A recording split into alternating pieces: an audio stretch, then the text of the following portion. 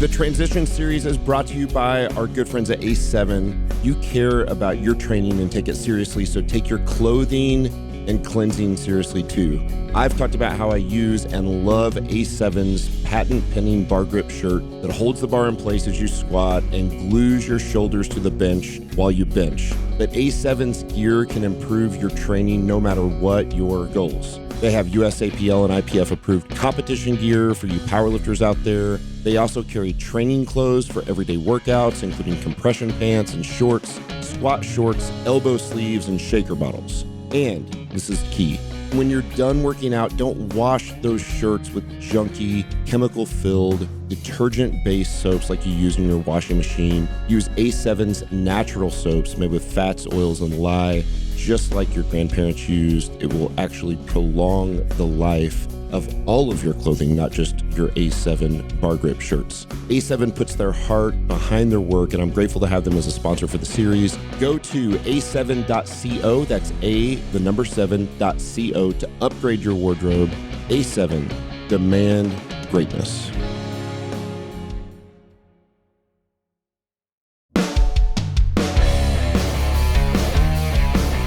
Welcome to the Professional Transition Series. I'm CJ Gocher, and in these episodes, I'll be interviewing guests at different stages along the coach's journey who have found their own path to bring strength and health to their friends, family, and beyond.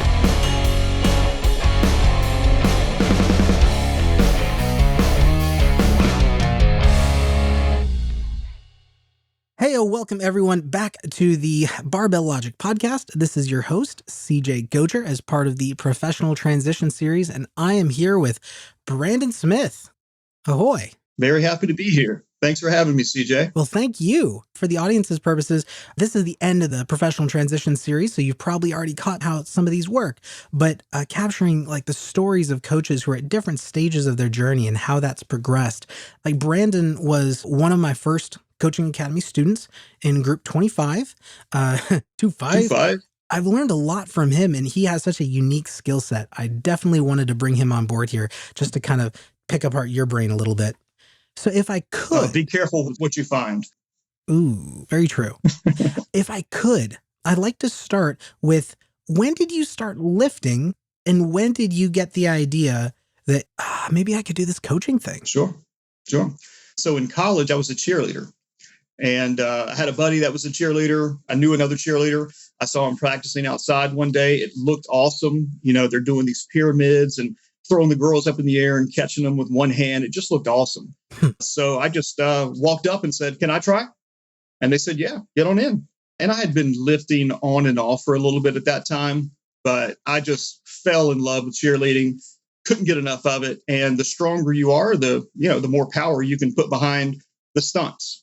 So just started lifting with no real system except for the bro split. Leg day is optional day, of course. Always hit the chest days. Always. So, in the gym for about an hour and a half, the usual bodybuilding stuff, because that's all I knew from the Muscle and Power magazines. And, just because of my genetics or athleticism or whatever you call it, for me and my size, got pretty strong pretty quick. And lifted all through college, and then did some competitions after school and lifted all through there. And once that was done, I was pretty much done with lifting. I had no real purpose to lift. I lifted for a reason, which was cheerleading. I didn't get back into lifting until about 4 years ago now, when I wanted to learn kettlebells. And the guy that I was taking kettlebells from was reading the barbell prescription. And he offered it to me, and it feels like I read it in one night. It was awesome. It was everything that I was looking for the clientele that I train. And I thought, well, what the hell? I might as well start training barbells as well. So that's how I got back into lifting. Now that's so interesting because, there are some people who are barbells for life. Mm-hmm. They start and they're never going to give it up. They're physical. Like we talk about the coach's origin story, and I've had physicality and physical fitness, since I was a kid. It's just always been what I've been. And for you, it was tied to a very specific motivation. And when that was gone, it was gone. Right. It was all about output.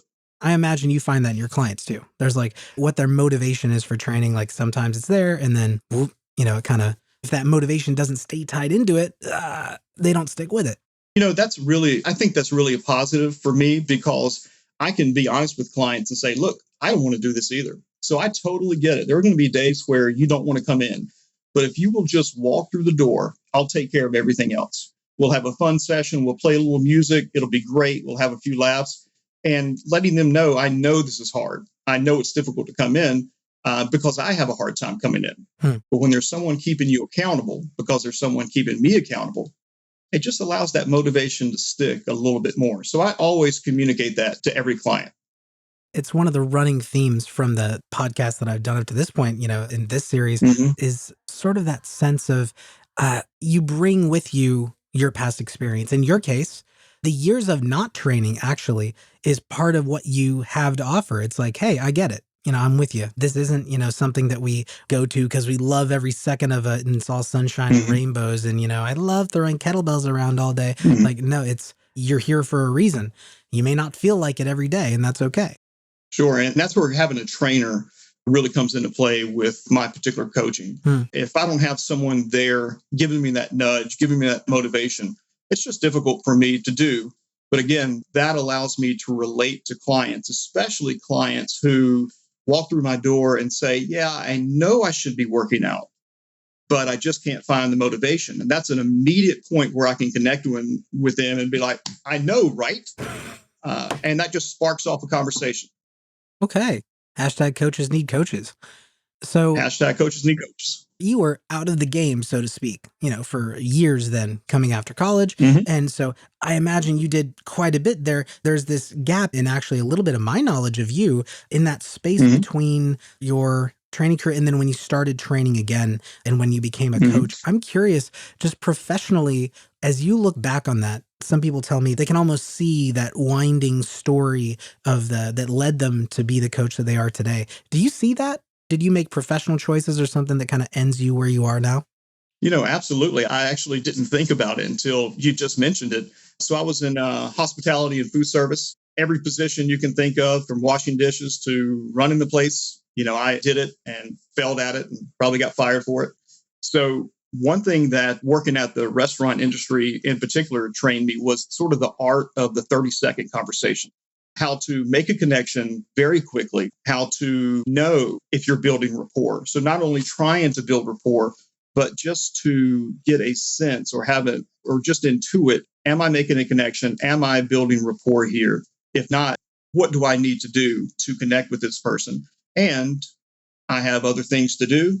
So I need to break this conversation, but in a very nice way to sort of transition more towards my other task. And all that's within about 30 seconds. So when you do that, in my case, about 15 years, you start to develop sort of a format to go through. And that particular training, sort of on the job training, was a great springboard to personal training and my barbell coaching, because I can go up to members at the gym now, make a connection within 30 seconds and not interfere with their workout. And now they know I'm available to help if they need it. That's so funny because we have that draw that you bring, not being half-assed as a coach, but bringing your whole ass to the equation, bring everything that you've experienced in the past to it. And everyone has said, well, being a principal of a high school, going to college, doing this, doing that. Me in the Navy, I hadn't thought that would be a coaching skill, but I'm bringing that to bear to where I am now. Now, this is totally a sidetrack, and I have no notes on this one, but I'm kind of curious, Brandon. Sure. I love the way you said that, the art of the 30-second conversation. I have kind of always thought, and this is probably a mistake, this is, the attribution error, right? This is a cognitive bias. I've always thought that was just you, because you have a gift of really making connections and displaying that. I've seen when you're, coaching and training with people in the videos that you would share with me through the coaching academy, how quickly people really feel comfortable with you. How much of that, this may be an unfair question. Sure. How much of that do you think is you and how much of that is learned? If somebody were to come to you and say, Brandon, I wish I could learn to be like you. Do you think you could? Ooh, that's a tough question. So I'll sort of answer the more general question first. And then if I could be you, I would recommend them not to be me, but we'll get there. Yeah, good luck with that. So to be honest with you, CJ, that's a good question. And a lot of it is me. when I'm doing something I'm passionate about, I just want other people to join. I want them to have a good time. And I'm not really shy about saying, hey, come here, check this out. Look at this new thing. You can have a lot of fun too. This is exciting. And then when you get to bring that in to their own life and how that would benefit their life, it's even more exciting. So to your question, how much of it is me? I would say probably 85% of it. That's my natural tendency to be enthusiastic and to be led by my passion and energy to connect with people. Now, the other 15% that is not me is something that, is a skill set that, if I didn't have, would that, reflect in my coaching results or success or however you want to say it? I'm not sure, but there definitely was some skills to learn as far as not interrupting people's meals and not interrupting people's training to get in and get out in that 30 seconds. So that did take a long time to learn, but mostly it was me. That's really interesting. And to your other question, what would I tell someone who wanted to be me besides don't do it? Yeah. It would be, hey man, find something that you're passionate about and let your natural excitement for that thing just boil over and just talk about it. Just find someone and talk about it. Talk to everybody about it. It's awesome. It's something that you think is awesome. It should be easily shareable. Go for it. I love that. Because so much of what I hear, at least from coaches who they're the opposite of you in that respect. They're like, I don't want to go out there. I don't want to I don't want to come across as imposing. It's like, is this something you're excited about? Is this something you actually, get fired up about and something you enjoy? Then the people in your life want to share that with you, right? And if it's not something that actually gets you fired up, this is something I kind of think with people, if this isn't something that you keep thinking on, it's like, yeah, I could be a coach. But whenever it comes time to talk about being a coach, you're just like, is it something you really should be doing? And, you brought up a good point on our last topics call when I forget who said it, but I don't need to mention names anyway. They were a little bashful about talking to friends and family about, getting to start barbell coaching. And you made up a great point, which is if you don't believe you're an expert, don't come across as an expert. Hey, I'm just learning this thing as well. It's something I'm really excited about. Let me share with you what I've learned with it so far. And that's the strategy that I use for the first couple of years with Barbells, which is, hey, this is awesome. I'm learning. Would you like me to teach you? And 50% of the time they said, yeah, sure. Probably because I didn't give them a choice. I said, hey, guess what? We're learning how to deadlift. They could have said no, but no one really did. So, yeah. Also, let's talk a little bit about the structure. That I love that. People forget how oftentimes you just present that as the default. It's like, your client comes in that day and you're just like, okay, today we're going to learn how to squat and deadlift. Yeah. Okay, coach. I'm with you. What are we doing today? So in your case, you were in hospitality and services. You took up kettlebell training. Mm-hmm. You mentioned barbell training. So barbell prescription, you gave it a read. When did you start as a personal trainer? When did you make that switch? So that was about 8 years ago. And the restaurant I was working at the time, which is the same restaurant I was at for 15 years. So it had begun to sort of run its course. I had a lot of fun there, really enjoyed what I was doing. I started looking at the long game. I was in my mid 30s and I can see how I would wake up one morning and I would be 60, with the hours of the restaurant and also the stress that comes with working and running a restaurant. It really starts to wear on you. So not that I disliked working there, but I thought there has to be something out there that fits more of my mission in life, which is to help change lives. Am I really doing it here? Maybe not as much as I thought. So I remember it as clear as day. I was driving to work and I thought, when I was 15 years old, again, reading the Muscle and Power magazines, I really thought it would be awesome to be a personal trainer. Maybe that's something I should look into. So we had a customer that, just said hello to occasionally.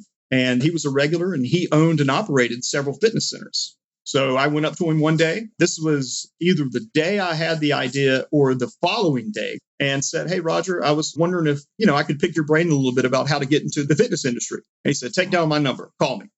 Just like that. So either he didn't want me to bother him or or I don't know what he was thinking. So of course, called him in the next few days and I didn't know that it was an interview and had a second interview with him and had a third interview with the director. And about 3 weeks later, I was hired. So I was hired with no education, no certification, no experience. You didn't have a credential. I didn't have a single credential, not a single ounce of personal training experience. Can I ask, I'm so curious, why do you think they signed the dotted line? They said, yes, we'll take you on. 2 reasons. One is, the big reason is Roger, my boss, he's a very sharp guy, great judge of character. He must have observed my customer service skills, maybe my personality, if you want to call it that. And, they want happy, smiling faces at the gym. He was very hard on me. He said, if you screw up at all, you're gone. I'm taking a chance on you. I've tried to make that investment pay off, until this day. But I think that he was drawn to my personality and my customer service skills. But I think that's why. I think too many people get wrapped up in I've got to have the right periodization scheme and come from the right, certification and credentialing and apprenticeship background in order to help people. And depending, especially when you're dealing with ranked novices who have relatively, simple goals. Like, yeah, you need a skill set, but what most people need is that accountability, that connection, at least at the start. Sure. I can't remember. It's probably apocryphal. I'm probably hearing it 2 or 3 when it weighs down. But there was an owner of a relatively famous restaurant chain. Let's call it. Somebody walks in from a competing chain doing an investigation. They're kind of buds. They've known each other for years. And he looks around. He says the employees are always smiling. And he does it at another restaurant. He sees that they're always smiling. And this is early in the history. So there's only like 5 or 6 restaurants. And he goes, Bob, whatever his name, Bob, how is it that you get all your people to smile? Like, how is everyone so, positive in your restaurants? Like, what is it that you do? And Bob, just says, I hire happy people. I hire people for their customer service. I can teach them the systems of the restaurant. And in that case, it doesn't surprise me at all that you pull that from your personality. I mean, so none of the audience has seen the brand and experience. I have, like watching, through videos. And how, quickly and how kind of bright, you bring yourself to the platform. I just want to be clear. Just want to put this out there. When I started, I had no idea what I was doing and had no idea what I was doing for at least the first couple of years. I just did what all the other trainers were doing, which is a bunch of bouncing Bosu ball bullshit. I'm so embarrassed, sort of those early routines. But that's what everyone else was doing. So I thought, okay, well, I guess this is how to do it. So I just want to be real clear that it took me, a few years to find that groove. Yeah, it's how we start, and it's a critical skill set, but it's not enough to be positive. Right. Like, we actually have to learn things. Right. And before we step off on this, I'm super curious. Had you, served at the table or, had other interactions with that guy? Because sometimes I wonder, like, we watch quality, he says, hey, take my number. Sometimes I wonder, like, we see quality customer service. You bring your best self to whatever you're doing, and you never know when an opportunity might come up. Like, do you feel like that was true for you? Or is this literally kind of a random chance? Like, he signed off and said, yeah, let's meet. So prior to that interaction, we had one conversation in the 7 years I was working at that particular location. But he came in 3 or 4 days a week, have a couple beers, do a little work. And so I would always say hello to him, but he was usually busy or talking with someone. So I went snow skiing with the son 1 year. It was an awesome time. When he came back, I talked to him about it. And that was the only conversation I ever had with him, except for the take down my number conversation. So you put yourself out there. And if there's a running theme I've seen in how you operate, you put yourself out there. Sure. So you kind of reached out there a little bit. You're kind of walking the plank a bit. You've got the position. Now what? So obviously this was 8 years ago. You've been working at this for a while. How did you get better? How did you go from silly balance drills and Bosu ball, shenanigans to coaching barbells and having kind of this more directive future for where you want to take people and where you are, like, in your coaching skill? It's interesting that you asked that because, we start with the novice progression. So as a trainer, not familiar with barbells at all, there was sort of a novice progression just in personal training. So once I got through 6 months of just the Bosu ball shenanigans, I realized that clients were not making any progress at all. they were still coming to see me. These are clients that trusted me. I sometimes, think it may be grandiose to say, but, they're trusting me with their lives. I mean, they are trusting me with their physical fitness. And I want to deliver on what I'm promising. After 6 months, no one is getting any results. Don't get me wrong, they're better at doing lunges with the bicep curl, which is, I did it and I'm sorry. To all clients that are listening, I'm so sorry. So I searched for, sort of better modalities. And after about a year, I came up with kettlebells, and it looked like a fantastic conditioning tool with some strength. So hired a trainer to teach me kettlebells and read the barbell prescription, and, full ahead barbells, full ahead steam. Well, and that, we can always look back at that like, I did Arthur Jones HIIT kind of stuff. Yeah. Like for me, my first introduction to barbell training was CrossFit.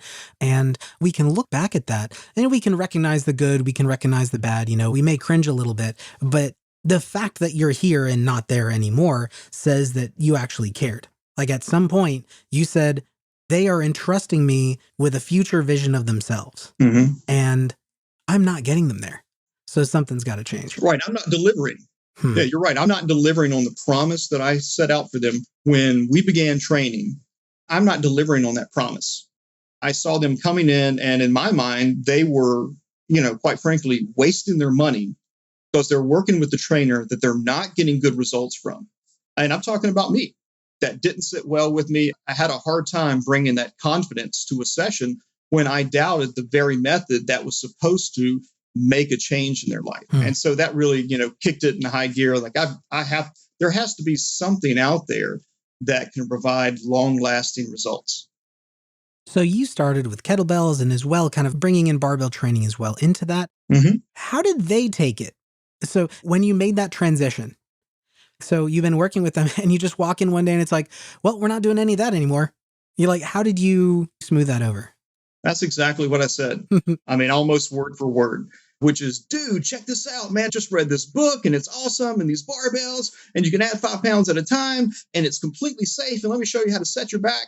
Let's do it. And, after they finished, being stunned, they said, okay, I guess he knows what he's doing. He read a book. I guess it's fine. Seems legit. So, yeah, that's pretty much how it happened with every client, which was, hey, guess what we're doing today?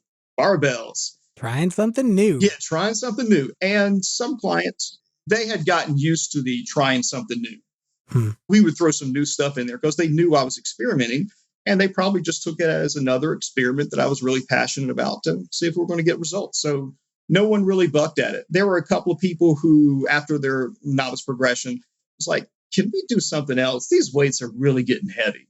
And then, sure, we can bring back kettlebells. We can do conditioning. Thank you for giving barbells a chance.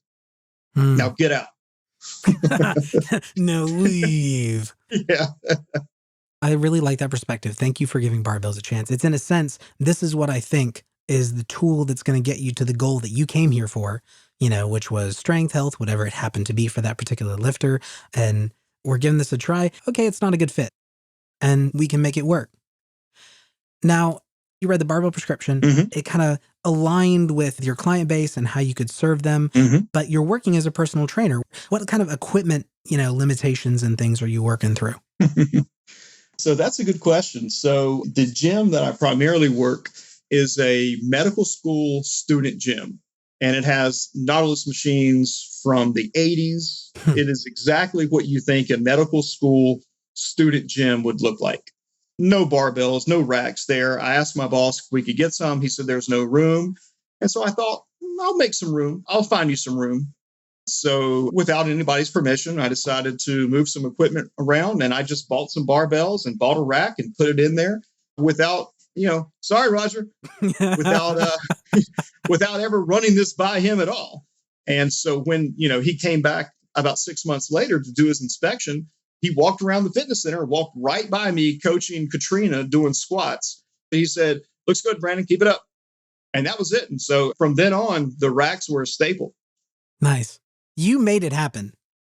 I made it happen. Whether that's the right thing to do or the wrong thing to do, I made it happen. In your situation, it worked. Like it was appropriate for that situation. And, as long as you're getting results with your client, okay, cool. Quick funny story here. So I wasn't supposed to have the racks in there. And so one day the director of the wellness department came in, and I had another rack in another room that I would bring out when I would do group barbell training. So not only did I bring in one rack, but I was bringing in two racks and running these small group barbell classes, which is insane because I was not, authorized to do this at all. So the wellness director came in one day, wanted to see this other room, the storage room, and said, "Oh, wow, I didn't know we had these racks in here. Is anybody using these?" And I said, "Nope, nope, no one's using those at all. They are not being used." She said, "Oh, great. My husband needs a rack at home." And I said, "Well, would you like me to help you load it?" So walked yourself into that one. Yeah. So she came by the next day with the truck, and I helped her load my beautiful barbell rack and just waved goodbye to it. And she took a bar and some weights, and it was just, that's the cost of doing business. That's how, I still had one rack. I'm fine. But yeah, I'll never forget that. Just waving goodbye to that beautiful rack. There it goes.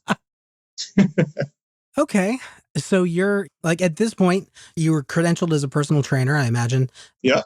By this point in your career, you're switching to kettlebells, you're switching to barbells. Mm-hmm. And how has that changed, or how did that change your results? Because you changed what you were doing because it wasn't getting results with your clients. Right. What were the change in results that you saw after you switched to kettlebell conditioning and barbell training? Huge results. And did they care? Like, were they results that your clients wanted? That's a better question. I'm glad you brought that up. So I could see huge results. So I had my laptop on the desk right beside the barbell rack. I would just had these spreadsheets, and I would track everybody's weight, and I could see clearly, and I could show them, "Listen, you are progressing. Let me show you where you were 2 months ago." And they would say, "Oh, okay, yeah, that's great. That's great." I started to get a feeling that clients thought that they were strong enough, quote unquote, strong enough. And at that point, that's when they sort of started wanting that conditioning, that kettlebell conditioning, and which is fine. I just blended the two together. But because they have that good general strength and conditioning foundation made with the barbells, moving into kettlebells was easy. And then progressing them, belling up, so to speak, doing it based on time, just using progression features that I saw, that basically I just read in the book, was easier to do because now I know how to get them stronger. And if they don't continue progressing on the kettlebells, I know it's time to move back to barbells. And I framed it that way as well. Yes, we can move out of barbells. We'll maintain your strength. If I see your strength dip, would you be open to coming back to barbells, recapturing that strength, and then moving back to conditioning? So just framing it even before we go to kettlebells. I didn't tell them, "Look, you don't have a choice." But, they knew. To me, I imagine it would be difficult as a personal trainer, as somebody who your clients didn't come to you for, necessarily for barbell training. We talk about the three motives that people generally go to some kind of fitness program, either health, aesthetics, or performance, whatever those, however that's defined to them. And so working at a wellness center, their definition of wellness or performance probably didn't start with barbell training, right, or with strength training in general. Correct. And you can see the results. Then how to tie that into something that they want, how to tie that into something that has value. And for you, that was, okay, you get to see performance on something exciting and fun and interesting in the interval training or the conditioning work. And so we go back to the barbells to support that kind of fun activity. For those that want it, some clients want to stay with the barbells and want to blast in intermediate training. That's fantastic. That's what I prefer. Give the people what they want, sneak in what they need. So, and you're right, the wellness department that I work for is all about holistic health. And that's plastered everywhere right beside the detox smoothies and the yoga classes. So no one was really coming to me for barbell strength because, it's bad for the back, I hear. Oh, yeah. Anyway. Terrible. Yeah, I know. That's terrible. I can't believe you. Squats are bad for the knees, dog. So what I would do is, luckily, almost any goal that they had, you can find a place for barbells as the tool to meet their goals. Now, if they're coming in because they want to run an ultra marathon, you're going to have to find a completely different program. Barbells, probably not super effective, for an ultra marathon runner. But other than that, if they want aesthetics, boom. If they want performance, boom. If they want strength, boom. Now, I would even be not snarky and say, rather, with the ultra marathon, you still have your cross training. Sure. Although it's going to be such a small portion of their, programming compared to the 40, 50, 60 plus mile weeks that they put in. Yeah. So you're in now kind of more in barbell mode or strength mode for Gen Pop. And you can't see on podcast, but I'm giving the fingers Gen Pop. But the kind of person who walks into a commercial gym or a wellness gym, some kind of a big box setup. So you joined the Barbell Academy with Group 25. This is several years back, and you've stayed as a part of the community for that. You're getting results with your client. So what indicated to you, I need more. I need to get better at this? Because I love doing it. It's, we've talked about it before. Coaching barbells, I think, is the hardest thing I've ever done. It comes easily and quickly to some people. I'm not one of those guys. A lot of times I'm way too concerned with what is the lifter feeling as opposed to what is the lifter doing. And it took me a couple of years to realize that. I don't care what kind of mood they're in lifting. I just want them to put their hips back. So it took me a while to sort of demarcate, how are they feeling as opposed to how are they doing. But anyway, so I just wanted to learn more. I wanted to be a better coach. I wanted to keep pushing the envelope because I thought I can get them better results in less time. And I wanted to make sure that it was safe. And when I'm approaching a client or a potential client, I like having the confidence to say, not only have I researched this area, but I'm continuously learning and educating myself about this area. I don't have all the answers, but I'm learning to get more and more, and also to challenge the material and ask questions about the material and see what maybe doesn't jive. And a lot of times I come out that, the material's right and I'm wrong, but that's great because I'm able to learn something, which is fantastic. And it's just that joy of learning and the joy of coaching.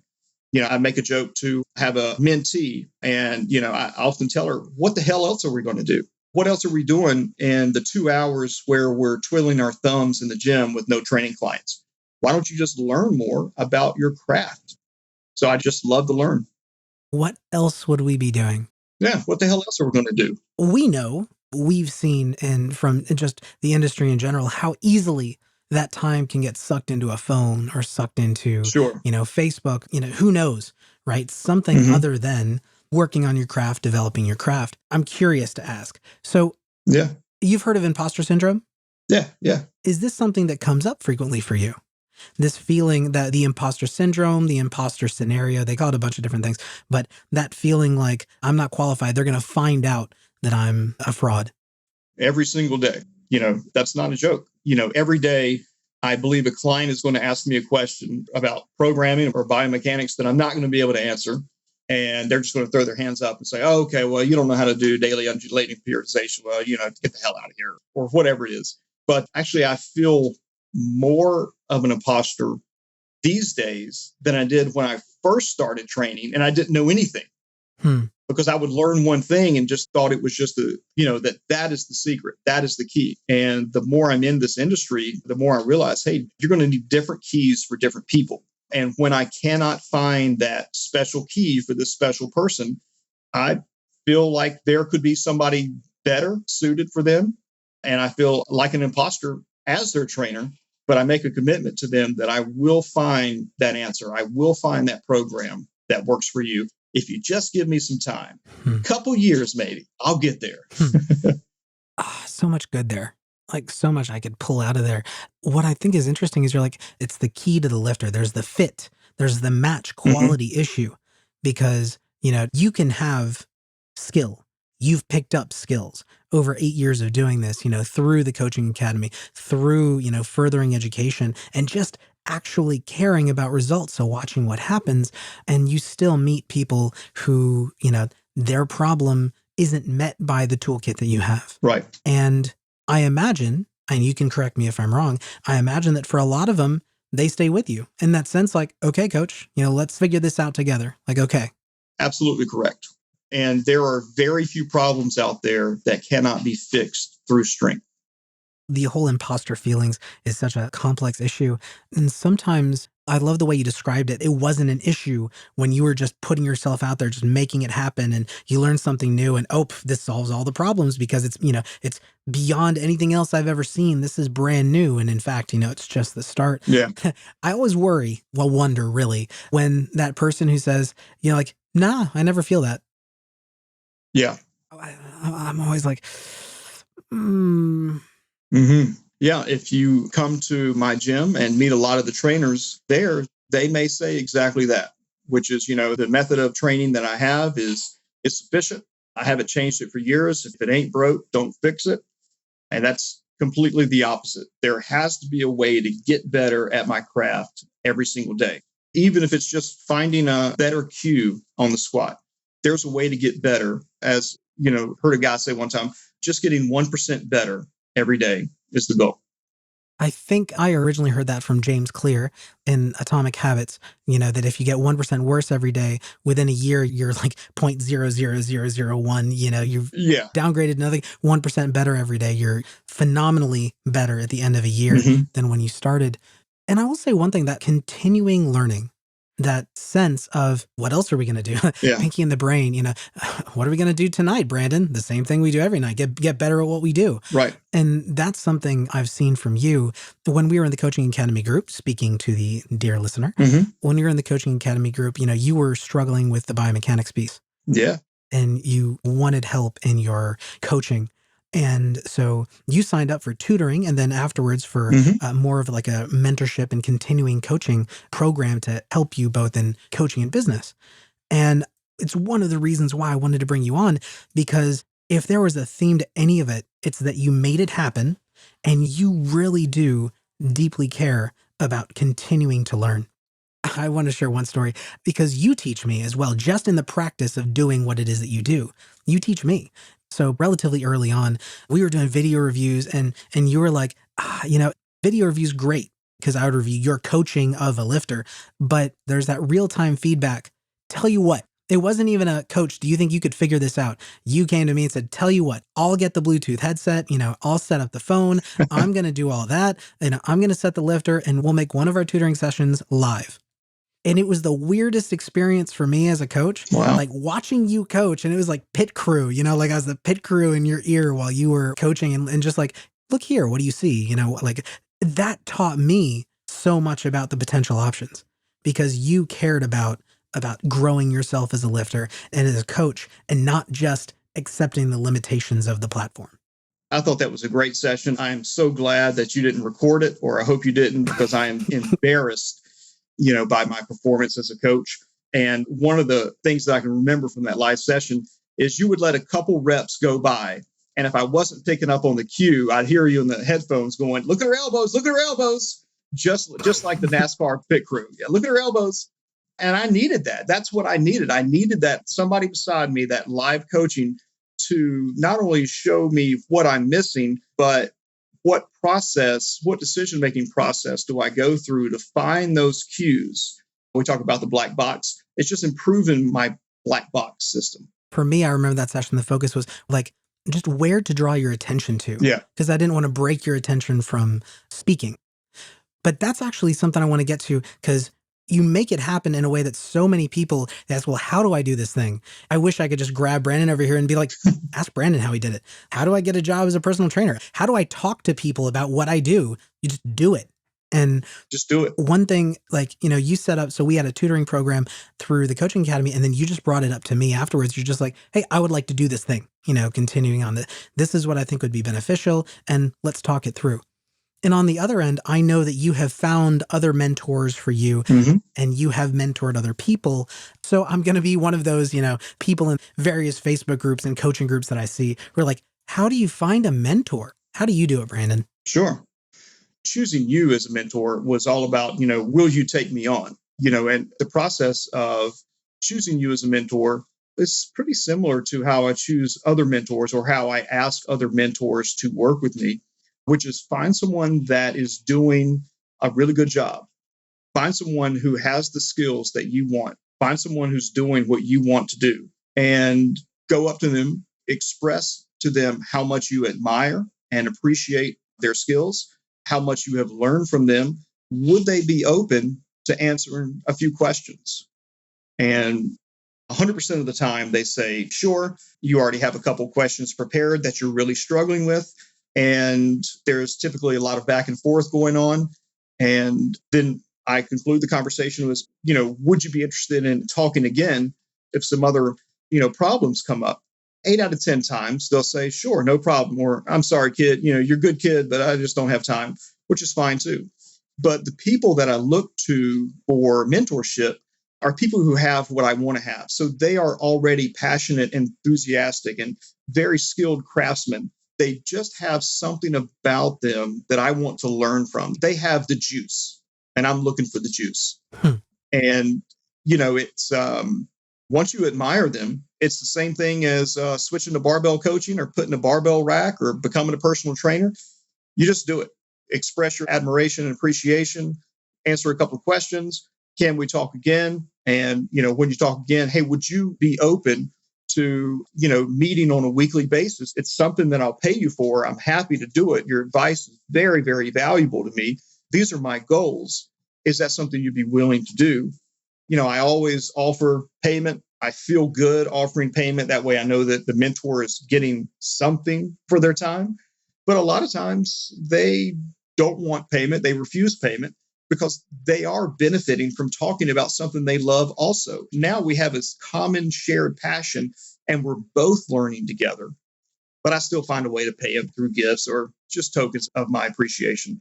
Did that answer your question about mentors? You're saying you ask people? I ask people. Newsflash, yeah, I didn't mention that.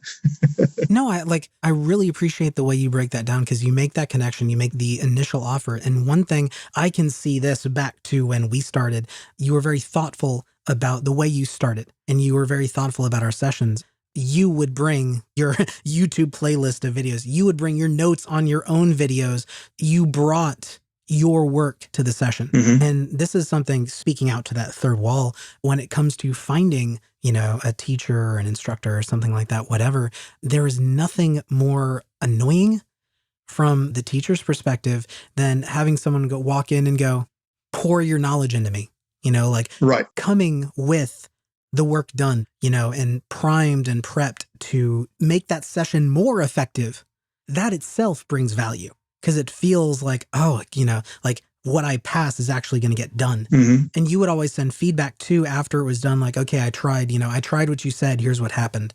So there was always that feedback like, oh, this is working. This is a exchange and communication relationship where I'm also learning how my advice or my suggestions were taken and how effective they were or not in the real-time situation.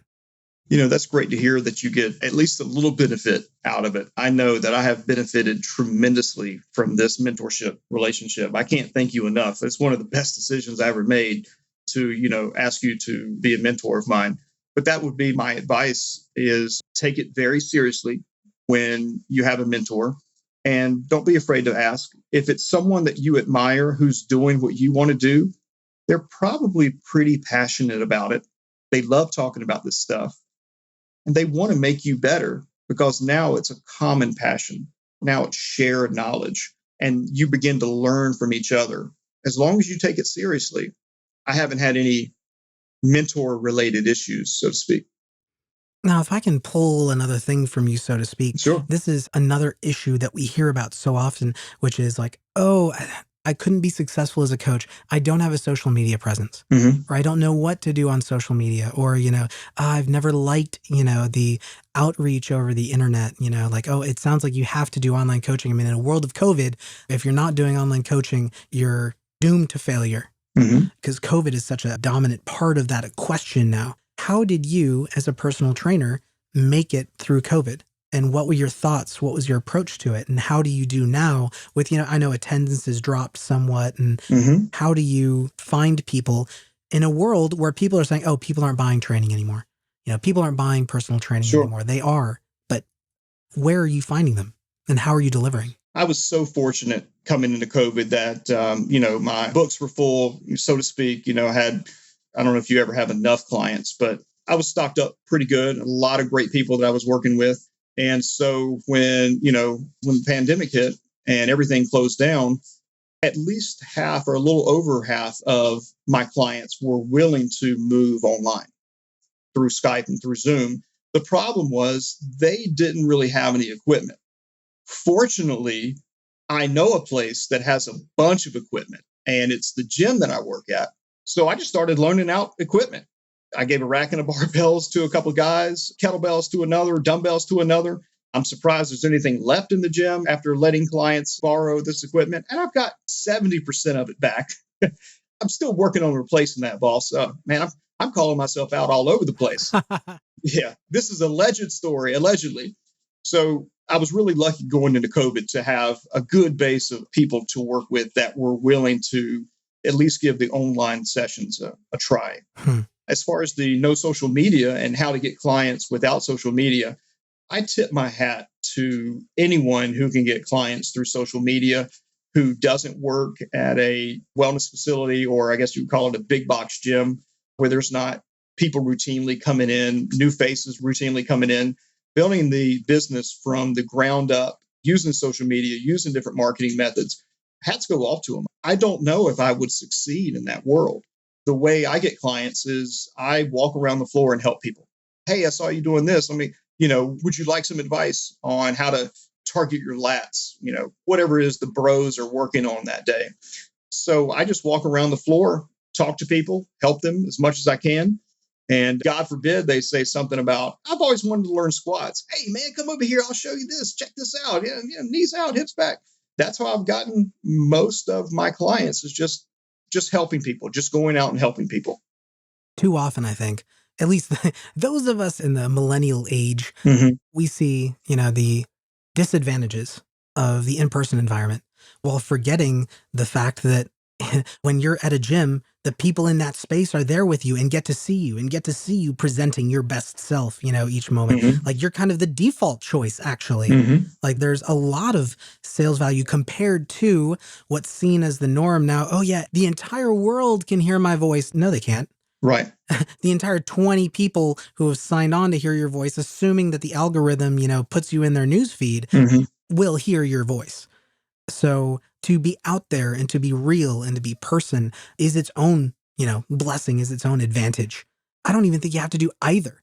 I think you can do both if you have like a physical facility. In your case, you can migrate to online training and still make things happen in the real world. Right. Like still move things around to make sure that your people are taken care of, which is flipping awesome.